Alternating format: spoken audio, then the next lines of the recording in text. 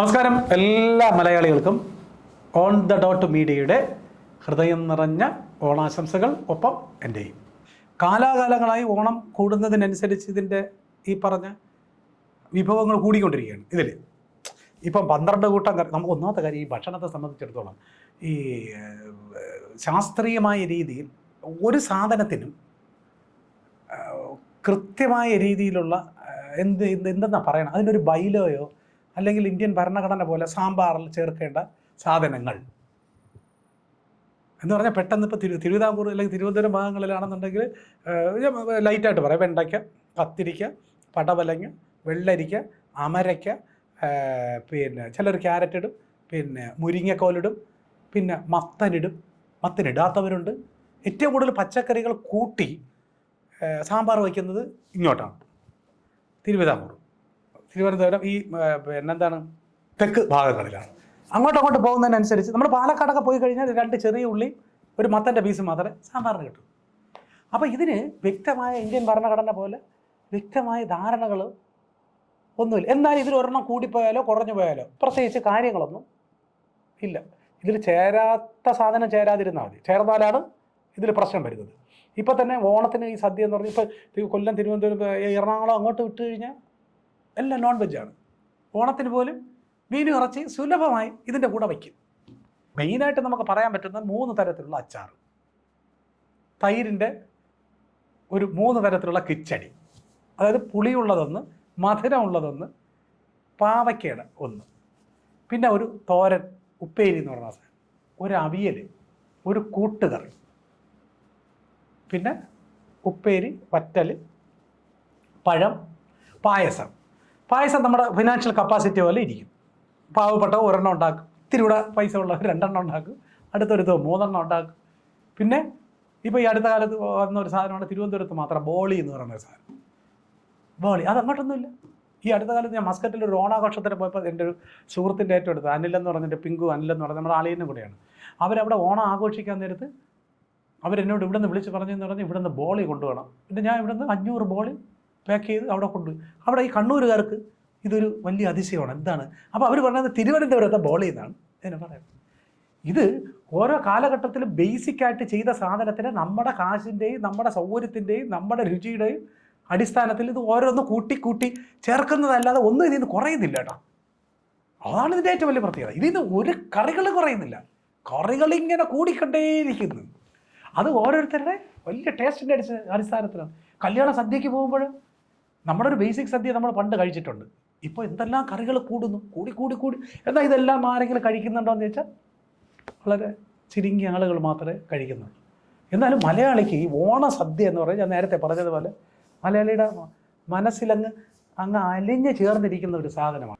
അത് നേരത്തെ പറഞ്ഞതുപോലെ തന്നെ ഇത് കഴിഞ്ഞിട്ട് ഇത് അപ്പോൾ കല്യാണ സദ്യ തന്നെ എങ്ങനെ കഴിക്കണം, അവസാനമേ ഇഞ്ചി കഴിക്കാവൂ, അത് കഴിഞ്ഞിട്ട് അല്ലെങ്കിൽ അതിൻ്റെ ഓർഡർ തന്നെ ഭയങ്കര രസമാണ്. അതുകൊണ്ടാണ് തിരുവനന്തപുരത്തുള്ളതാണ് ഏറ്റവും നല്ല സദ്യ എന്ന്, നല്ല ഓർഡറുള്ള സദ്യ എന്ന് പറയുന്നത്. ഇപ്പോൾ പരിപ്പ്, അത് കഴിഞ്ഞ് സാമ്പാർ, അത് കഴിഞ്ഞ് പുളിശ്ശേരി, അത് കഴിഞ്ഞ് രസം, അത് കഴിഞ്ഞ് മോര്, ഇങ്ങനെയാണ് അതിൻ്റെ ഒരു ഓർഡർ.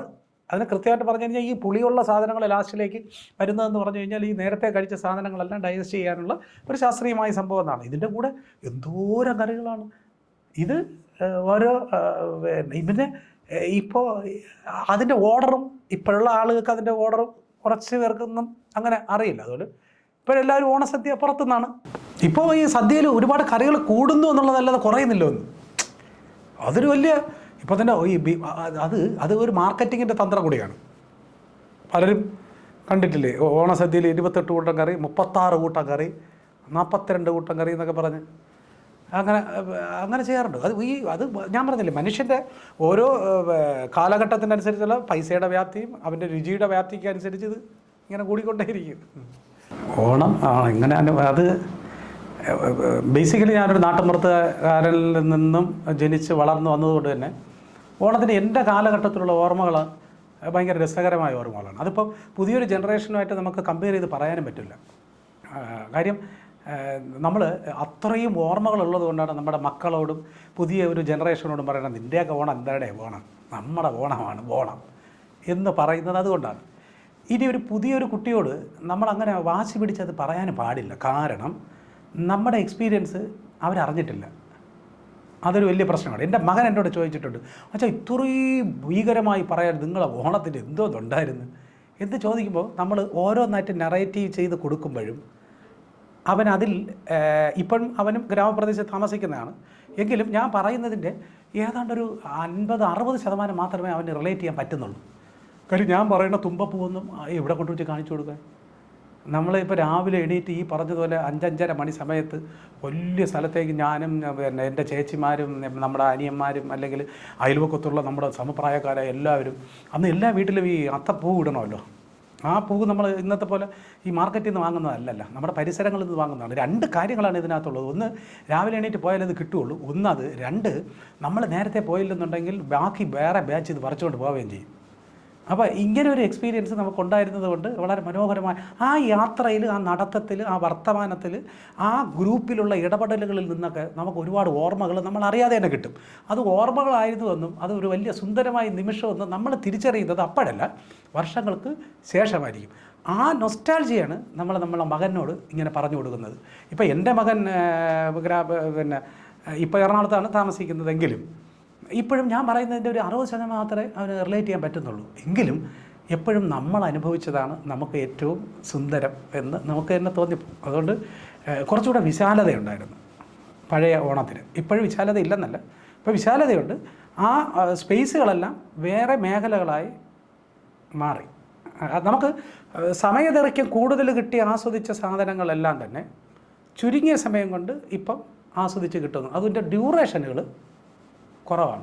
നമ്മളിപ്പോൾ ഒരു ഓണാഘോഷം സംഘടിപ്പിച്ചാൽ തന്നെ പെട്ടെന്ന് പറയും, പെട്ടെന്ന് വടംവലി, അത് കഴിഞ്ഞിട്ട് ഉറിയടി, അത് കഴിഞ്ഞിട്ട് പെട്ടെന്ന് വരും, മറ്റൊന്ന് വരെ നമുക്ക് ഊണ് കഴിക്കാം. മറ്റെന്ന് പറഞ്ഞാൽ ഇത് ഒരു ദിവസം നീണ്ടിരിക്കുന്ന ഭയങ്കര പരിപാടിയായിരിക്കും, ഒരെണ്ണം തന്നെ. അപ്പോൾ അങ്ങനെ നമ്മൾ ഇത് ഒരെണ്ണം ചെയ്യുമ്പോൾ അത്രയും ഡ്യൂറേഷനിൽ നമുക്ക് ഒരുപാട് ഓർമ്മകൾ കിട്ടും, അനുഭവങ്ങൾ കിട്ടും. ഇപ്പോൾ അതിനുള്ള സ്പേസ് ഇത്തിരി കുറവാണ്. എങ്കിലും ഞാൻ ഈ പുതിയ തലമുറയെ കുറ്റം പറയാത്ത ഒരാളാണ്. അതുകൊണ്ട് അവരോടൊപ്പം ചേർന്ന് നിൽക്കാൻ താല്പര്യപ്പെടുന്ന ഒരാളാണ് എന്ന് പറഞ്ഞിട്ട് പഴയതിനെ കുറ്റം പറയുന്നതല്ല. എങ്കിലും അവരവരനുഭവിക്കുന്നതെന്തോ അതാണ് അവന് ഏറ്റവും മികച്ചത്, നല്ലതെന്ന് വിശ്വസിക്കുന്ന ഒരാളാണ്. അതുകൊണ്ട് ഇനിയെങ്കിലും ഈ പിന്നെ എൻ്റെ പ്രായത്തിനേക്കാൾ കൂടുതലുള്ളവർ ഒരിക്കലും പിള്ളേരെടുത്ത് ഇതെന്തരുടെ നിൻ്റെ ഓണം, എൻ്റെ ഓണമാണ് ഓണം എന്ന് പറയാതിരിക്കുന്നതാണ് നല്ലതെന്നാണ് എൻ്റെ വ്യക്തിപരമായ അഭിപ്രായം. മലയാളിയുടെ സന്തോഷത്തിൻ്റെ പര്യായത്തിൻ്റെ പേരാണ് ഓണം. അതുകൊണ്ടാണ് നമ്മൾ സന്തോഷം കൊണ്ട് തുള്ളിച്ചാടി നടക്കുന്നവനെ ഓണക്കാലം അല്ലെങ്കിൽ കൂടി അവൻ്റെ മുഖത്ത് നോക്കി നമ്മൾ പറയണം, അവനെന്ന് ഓണം തന്നെടേ എന്ന് പറയുന്നത്. അതുകൊണ്ടാണ് ഒരു മലയാളിയുടെ അതായത് മലയാള ഭാഷയിൽ ഏറ്റവും അധികം ആഹ്ലാദിക്കുന്ന, സന്തോഷിക്കുന്ന നിമിഷത്തിൻ്റെ പര്യായപദമായി മാറി ഓണം.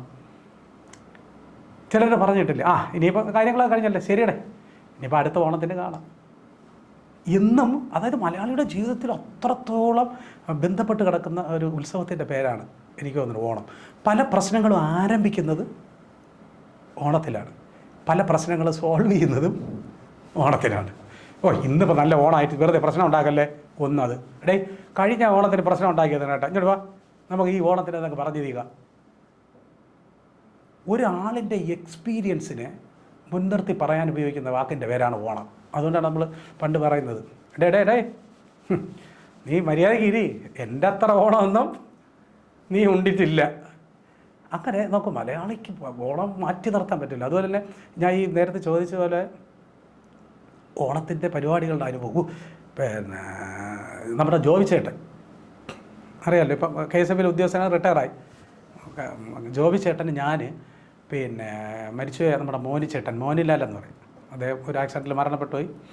ഞങ്ങളെല്ലാവരും ഒരു കൊല്ലം സുൽഫി ഞങ്ങളെല്ലാവരും കൂടെ ആലപ്പുഴ ഭാഗത്ത് ഒരു പരിപാടിക്ക് പോയി. ഓണക്കളികളും അതെല്ലാം കൂടെ നടക്കുന്നു. അപ്പോൾ നമുക്ക് പെട്ടെന്ന് വരണം. അന്ന് ഇന്നത്തെ പോലെ തന്നെ വലിയ മേക്കപ്പോ അങ്ങനെയൊന്നുമില്ല. ഒരു 3-4 മൈക്ക്, ഞാൻ പിന്നെ ജോബി ചേട്ടൻ, മോനി ചേട്ടൻ, നാരായണൻകുട്ടി, ഇപ്പോൾ ഒരു പ്രദീപ് പ്രഭാകർ, TV വിയിലൊക്കെ ഉള്ള കുല്ല സുൽഫി, ഞങ്ങളെല്ലാവരും കൂടെ ഉള്ള ഒരു ലൈറ്റിൻ്റെ മുമ്പിൽ നിന്നും അവതരിപ്പിക്കുന്ന മിമിക്സ്, അതായിരുന്നു പരിപാടി. അങ്ങനെ ഞങ്ങളവിടെ ചെന്നപ്പോൾ നമുക്ക് മുഖം കഴുകാൻ വേണ്ടി ഒരു ബക്കറ്റിൽ വെള്ളം കൊണ്ടുവന്ന് വെച്ചു. അപ്പോൾ പറഞ്ഞു ഇവിടെ വെള്ളത്തിന് ഭയങ്കര ബുദ്ധിമുട്ടാണ്.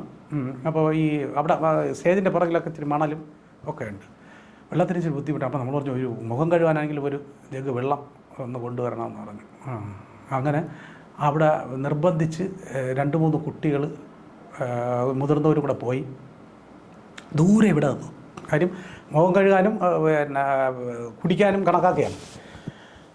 ഇതുപോലെ ബക്കറ്റിൽ ഇതുപോലെ എവിടെ നിന്നോ പോയി സാധനം ഇങ്ങനെ കൊണ്ടുവന്ന് ഇതിൽ ഒഴിച്ചിങ്ങനെ വെച്ചു. അപ്പോൾ ഞാൻ മുഖം കഴുകി, മോനിച്ചേട്ടൻ മുഖം കഴുകി, ബാക്കിയുള്ളവരെല്ലാവരും മുഖം കഴുകി. അപ്പുറത്തോട്ട് മാറി നിന്ന സമയത്ത് ജോബി ചേട്ടായി ലാസ്റ്റിൽ വന്ന് മുഖം കഴുകാൻ വേണ്ടി അങ്ങനെ നിന്ന് പാൻ്റൊക്കെ അങ്ങോട്ട് തീർത്ത് വെച്ചിട്ട് ഈ ബക്കറ്റിലിങ്ങോട്ട് മുഖം കഴുകിക്കൊണ്ട് നിന്നതും പിറകു നിന്നൊരു മാമൻ ഇങ്ങോട്ട് വന്നിട്ട് നമ്മുടെ ഈ പിന്നെ തേങ്ങ കിലാഞ്ഞിലെന്ന് പറയും, ഇവിടെ എന്തെന്ന് പറയുമെന്ന് അറിഞ്ഞൂടെ, തേങ്ങ പിടിക്കുന്ന ഇങ്ങനെ വിടർന്ന് നിൽക്കുന്ന ഈ സാധനം ഈ കിലാഞ്ഞിലെടുത്തുകൊണ്ട് വന്നിട്ട് പിറകെ ഇങ്ങനെ കുനിഞ്ഞ് നിന്ന് ഇങ്ങനെ മുഖം കഴുകിക്കൊണ്ടെന്ന് ജോബിച്ചേട്ടൻ്റെ പിറകെ നിന്നിട്ട് ഇയാളൊരു 5-6 അടി പടാ പടാ പടാ ഇയാൾ നിലവിളിച്ചുകൊണ്ട് എൻ്റെ അമ്മോ എന്ന് പറഞ്ഞിട്ട് അപ്പോഴാണ് നമ്മളെല്ലാവരും കൂടെ പറയൽ നിന്ന് പെട്ടെന്ന് ഇങ്ങനെ നോക്കിയപ്പോൾ ഇയാൾ പറയണം, പരിപാടിക്ക് വന്ന ആളുകൾക്ക് കൊണ്ടുവച്ചിരുന്ന വെള്ളം ഏതോ ഒരു ചെറുക്കൻ കൈ കൊണ്ട് കളിച്ചുകൊണ്ടിരിക്കുക, നിനക്ക് വേണ്ടിയിട്ടാണാടാ ഇത് കൊണ്ടുവന്നതെന്ന് പറഞ്ഞിട്ട് പുള്ളി ഷർട്ടുമൊക്കെ ഊരിയിട്ട് പാൻറ്റൊക്കെ തെറുത്ത് കെട്ടിയപ്പോൾ ഏതാണ്ടൊരു കൊച്ചു പയ്യൻ നിൽക്കും പോലെ. ഉടനെ ഞങ്ങൾ ഓടിച്ചെന്ന് പിടിച്ചു, അയ്യോ ഇത് കൊച്ചു പയ്യനൊന്നും അല്ല എന്ന് പറഞ്ഞിട്ട് തിരിഞ്ഞ് നിന്ന് നോക്കിയപ്പോൾ പിന്നെ അയാൾ സോറിയൊക്കെ പറഞ്ഞു. അടി എന്ന് പറഞ്ഞാൽ ഒരു അതായത് അതിൽ ഒരടി കിട്ടിയാൽ മതി, ഒരു 76 അടി കിട്ടിയല്ല കാര്യം. ഇങ്ങനെയാണ് അതിൻ്റെ ക്നാഞ്ഞിന് കിടക്കണം. സത്യം പറഞ്ഞാൽ അന്ന് ചിരിപ്പിക്കാൻ വേണ്ടി ബുദ്ധിമുട്ടിയ ഇത് കഴിഞ്ഞതിന് ശേഷം വൈകുന്നേരം വണ്ടിയിലിട്ട് കയറിയതിന് ശേഷം ഈ പാട് നമ്മുടെ അടുത്ത് കാണിച്ച്. നമ്മൾ ഈ 5ാം ക്ലാസ്സിൽ 6ാം ക്ലാസ്സിലൊക്കെ നമ്മൾ ഈ പിന്നെ ഇംഗ്ലീഷ് പകർത്തെഴുതുന്ന 4 ലൈൻ ബുക്ക് പോലെ മൊത്തം ബാക്ക് സൈഡിൽ ഇവിടെ അടി അവസാനം വന്നൊക്കെ അങ്ങനെ എന്തോരം ഓർമ്മകളെന്ന് പറഞ്ഞാൽ അയ്യോ പല സ്ഥലത്തുനിന്നും ഈ താമസി ജോബി ചേട്ടനായിട്ട് പ്രശ്നം എന്ന് പറഞ്ഞാൽ ഓർമ്മയില്ല, ഓർമ്മ കുറവുണ്ട്. ഒരു ദിവസം തന്നെ 4 പരിപാടിയൊക്കെ പിടിച്ചു കളയും. എന്നിട്ടത് എവിടെയാണെന്ന് പോലും അറിഞ്ഞുകൂടാ. നവംബർ 14-ാം തീയതിയത്തെ പരിപാടിക്ക് തലേ മാസം ഒക്ടോബർ 16-ാം തീയതി അങ്ങനെ സംഭവിച്ചു. ഞങ്ങളെല്ലാവരും കൂടെ ഒക്ടോബർ 16-ാം തീയതി സ്പോട്ടിൽ ചെന്നിറങ്ങി. ഒരു മനുഷ്യയില്ല, പ്രേതാലയം പോലെ കിടക്കുന്ന ഒരു സ്ഥലം. ഉടനെ പറഞ്ഞ് ഇന്ന് വൈകുന്നേരമാണ്. അയ്യോ ഇന്ന് വൈകുന്നേരമല്ല, അത് അടുത്ത മാസം 16-ാം തീയതിയാണ് പരിപാടി. ഇവിടെ നിന്ന് ഇല്ലാത്ത പൈസയും വെച്ച് അന്ന് അംബാസഡർ കാറും വിളിച്ച് അവിടെ ചെന്ന് ഇതുപോലെ ഇതെല്ലാം ഓണ സമയത്താണ്. കാര്യം നമ്മൾ ഈ തിരക്കുകൾ കാരണം പണ്ടിതൊക്കെ എഴുതിയിടാനൊക്കെ മറന്നു, അതൊരു കാര്യം.